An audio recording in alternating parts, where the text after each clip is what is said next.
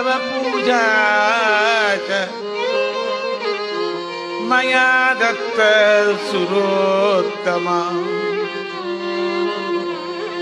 సర్వాగ్రే తవ పూజా చ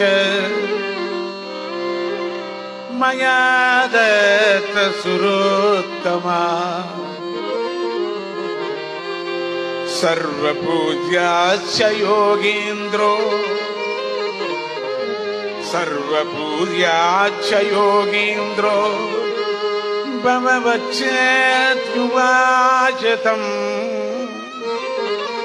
భవవచ్చేత్యువాచతం.